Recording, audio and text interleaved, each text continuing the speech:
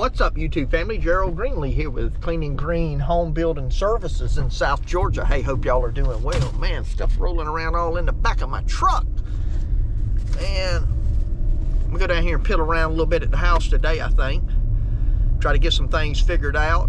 It is a Monday here. The weather is not looking good this week at all. I really should probably be out cutting today, but I'm not gonna worry about it.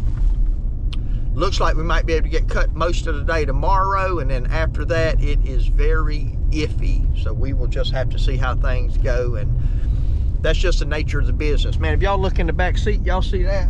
A couple of ceiling fans, some lights, faucets, shower, control and shower head and all that. Whew! That little bit of stuff, I think it's 9 items, I want to say 9 or 10 items, $1,000, 900 and something, close to 1,000. It's that little stuff. If you've ever remodeled before, not necessarily build a house, but just remodel, let's say you do a bathroom will $50, $100 and $150 you to death. Like every time you turn around, you need something that's $50 or $75 or $100. You know, when you start doing projects like that, you think about, you go, okay, I'm gonna need a new tub, I'm gonna need a new vanity, I need a new toilet, and you go, okay, you know, those things, that's $2,000 or whatever, and you know, I'm gonna get a couple of gallons of paint, that's another $100, and I gotta get some flooring, you know, a little old small bathroom, you know, 25 square feet, you know, you're gonna have $150 worth of flooring or something, whatever. And you kind of figure that stuff up, and you go, okay, this remodel's gonna cost me $3,000. And $4,500 later, you'll be like, man, this thing looks good. Because that's what it'll turn into quick on you. Same thing with building. I stopped by today and I just picked me up 2 doorknobs. They had them for $8 a piece. These are closet doorknobs, no locks on them. I'm just gonna put one of those on the front door and back door so that well, I'll show you what I'm doing right now, and you can see how that's gonna make it easier. Also picked me up a rigid 4.5-inch angle grinder. I'm gonna use that. Some of y'all know that I bought an All-American sharpener a while back, just because I had built that sharpener, you know, based off of that concept. And so I'm gonna get a grinder. I got a grinder for it. I want to get a new one and put on it. Got a little resale place that gets like these Amazon pallets and Home Depot and Lowe's and all that. So I went there. But if it doesn't rain too much, I'm gonna try to do a little bit of work down here at the house today, just kind of piddle around and that sort of thing. So anyway, man, that's what we got going on. So I'll check back with y'all in a few. So as you can see right now, this little shim that comes with the door, I got it stuck through there, and then this little plastic bolt that comes with it, those are stuck in there to, you know, just to keep the doors closed. And so I'm gonna put a knob in here just temporarily on both of these. That's gonna make it easier coming in and out, especially if you walk up with stuff in your hands and you know, like you got to set everything down and pull that out. So I'm gonna throw these knobs in there real quick, and then I'm gonna look at some other stuff. All right, there we go. Just a simple, it's closed. Now I'm not gonna put the striker and all that on here because I don't want to put those holes in here, and then the new one might need to go in a different place. Again, I just want it where it'll close. It ain't got to be tight. It's still got a hole in here. So now if we get further along, I'll probably get the actual door lock that's going on here so we can lock it. But for now, because the problem is with these, if somebody forgets to put it in, or if they don't get it all the way in and the wind starts blowing and you slam this door against that, I mean, you run the risk of just damaging something. And what that is there, I guess it'll clean up. That's just some kind of residue. But anyway, Yep, that's what we got going on there. All right, in several videos, y'all have heard me mention bird boxes. Let me show you a corner here, just in case you don't know what a bird box is. And look, don't build, don't trust me. You see how your rafters come down? You got your fascia board here, fascia board there. Well, there's really no way to stop your soffit. Now, you could run that soffit all the way out and let this end piece be on an angle to follow the roof line, and then somehow kind of try to butt into it with the other. But see, your soffit is not supposed to sit angled out here, it's supposed to sit level. All right, so if you look what I've done here, see how that's going to sit level now? Try to get the camera up here where you can kind of see.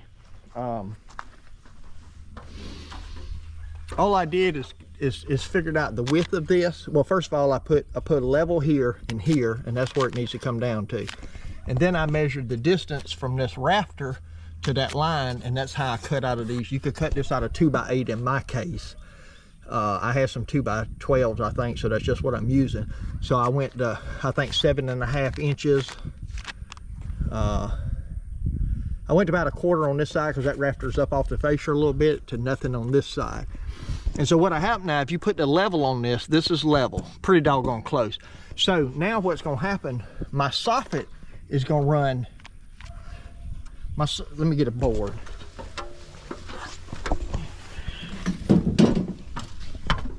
I know I'm all over the place. When I put my soffit under here, it's going to run level like this, not with the roof line, but level. And so what's going to happen, that's going to let my soffit come right out flat to the end, and then we'll wrap this in metal, okay? And then my soffit from up here on the gable, again, it's going to be level. In fact, I got a mark, you see that mark right there? That's going to be the top of the soffit. So it's going to come like this and run all the way up there, and all you're going to have left here in this area is a piece of metal. Now actually, I've got this cut. I'll show y'all when I get in, but I'm putting another 2x4 in here, and I'm putting this piece of OSB on the back to have something to mount to. So stay tuned, and I'll show you that. All right, there we go. You got the other 2x4 back in there, and I got the piece of OSB, and again, my soffit's going to dead end right here, and the only thing that's going to be exposed is from here down, and so we'll wrap that in metal. So anyway, that's just kind of the deal. Now the reason I wanted to get this done is because I need that in order to put my corner up, because I'm gonna have to cut my corner to go up there and to fit, you know, where it needs to go for the vinyl to go behind. So if I don't do all of that, then I don't know where my corner's got to stop at, because the corner is going to stop on this side.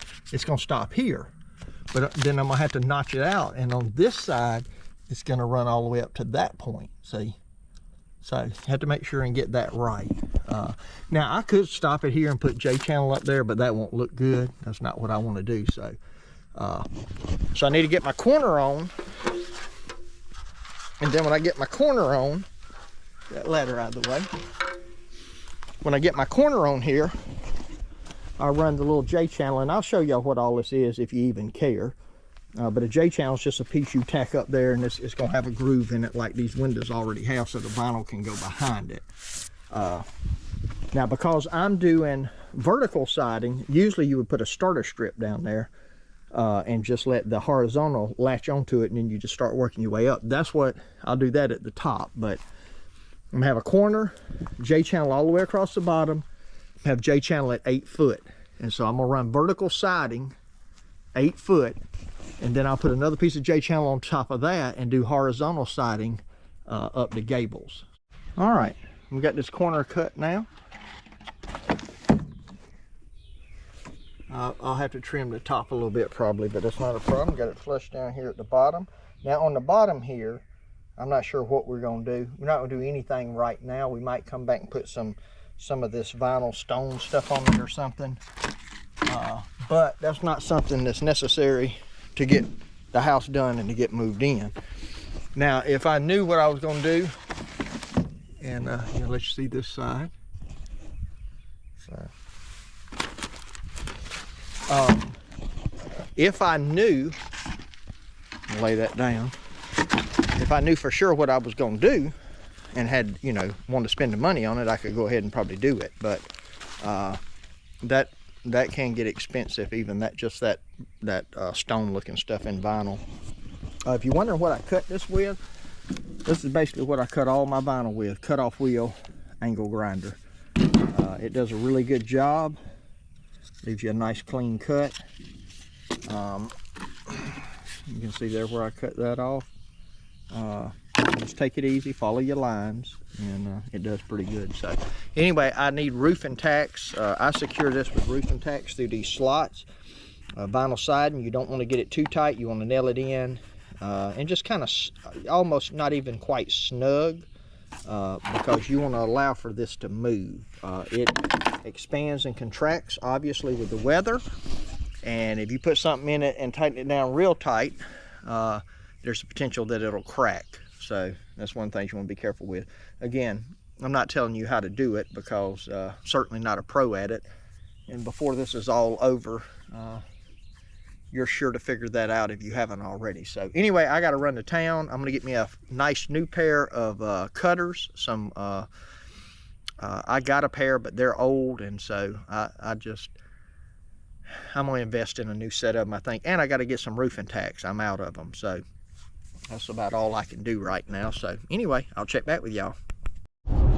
Remember me talking about how these houses will nickel and dime you to death? Man, I'm gonna have to charge the plumber. So where I had to get those shoe studs, or shoe studs, stud shoes, whatever you want to call them. This is what it is right here. It's a bracket you put. See that opening? That's for a pipe. If you drill out more than 40% of a stud, you got to put a stud shoe on it. And where they had to run my drains at in the bathroom, well, they had to do that. And I don't know, they drilled through 4 or 5 studs. These right here, like $13 with tax, $13 and something each. I bought 5 of them, a box of 5-pound box of roofing tacks, and these $23 cutters, $106, just like that. I looked down, she said $106. I thought them things, them stud shoes were like, I thought they were like $5 a piece, man. Golly, it's crazy. But anyway, so the plumber cost me about $65.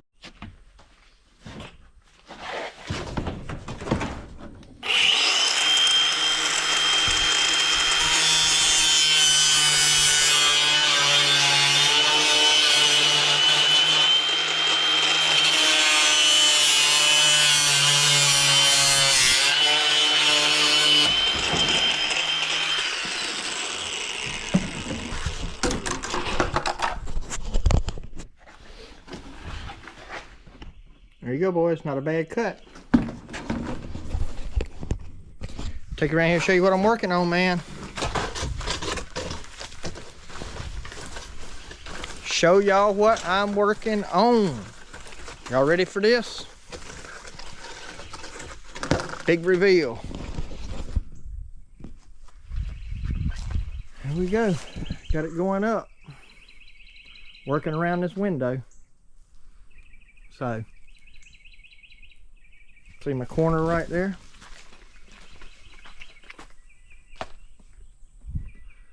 This piece here I got to notch out for the window. This in here I had to notch out. You can see right in there that it's notched. I got to notch this one to pick back up, and once I get it, the rest of this side will be easy, because then it'll just be straight. I'm measuring these at 95 7/8. So there we go, man.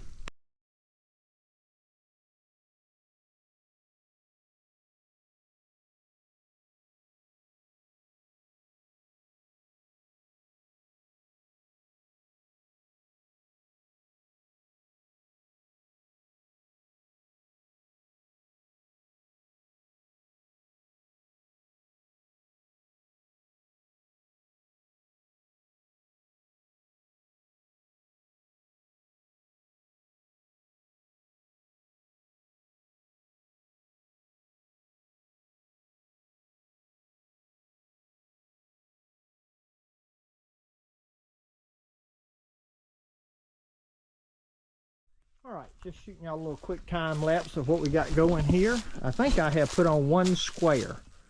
It's about 10 squares around the house, or that's what I bought anyway, as far as the bottom goes. So the thing about these, they come in 10-foot pieces. So when you're doing it like I'm doing, a lot of people do 9-foot ceilings inside, so you would go up 9 foot out here. Some people do 10 foot, that's why they have them that way. I end up cutting off a lot. The only good news is a lot of those pieces that I cut off, I'm gonna be able to use over and under windows and doors. So that's gonna help me out a little bit, but I'm gonna end up having a bunch of waste, and that's okay. You know, it is what it is. And I want to have some extra just in case something ever happens. You know, it's hard to get. Sometimes they change color schemes and stuff, and down the road you can't get a piece. So if I got, you know, a box of it left, I'm just going to throw it in the shed out there. See, that's how we finished off around the window. So, and then of course up here, like I said, we're going to have horizontal siding to do the gable. Same color, another piece of channel up there, and run that. So as you can see, what I'm doing is cutting about 5 or 6 pieces of this at one time. And then I come around, put them on. About every third one, I throw the level on it just to make sure. This stuff is pretty stiff. It's actually stiffer than the horizontal. So you can't really stretch it a whole lot, but if you're not careful, you run down a 30-foot run and you pull in a little more at the top than the bottom, what'll happen is it'll start to get off. And you won't really notice it looking at it, but what'll happen if you come to a window, for example, if I started on that end and came this way, when I got to this window, this reveal between this piece of vinyl here and the top, if that was a 1/4 inch out, you know, you would be able to tell it. You'd be able to look at it and go, man, that, you know, that doesn't look right, you know. And that could have to do with the window being off just a hair, but I did level these windows. They're pretty doggone close. So anyway, that's what I got going on. So I'm gonna get this, I don't know, it's like 3 something here. I'm gonna work probably another hour or so, and I might drop back in and just show y'all what I got done, you know, when I get to that point. All right, it is 7 o'clock, so I've been down here for like 6 hours since I came back from town. That was after I built the bird box. So it's a slow go, man. It's a slow go. Well, for me it is. I mean, I don't do this stuff every day. But anyway, I got this side done as far as the bottom. And like I said, I'll put another piece of channel up over that one. And I got to do a bird box and all for this corner. But I'll put another piece of J channel up there, put some F channel around there, run the horizontal, and put the soffit in. But I'm gonna probably do all the bottom first. And I spent a little bit of time making this corner right here. It's kind of complicated because it's not like that one there where you just run it up to the bird box. I really don't like how that finished, but I don't know any other way to do it. Now, I'm gonna wrap this beam in metal. It'll have white metal on it, so it'll bend and go up just barely behind that channel and around on the other side. So the whole beam will get wrapped, and then we'll put our permanent post under here. But anyway, hey, for what I'm charging them to do it,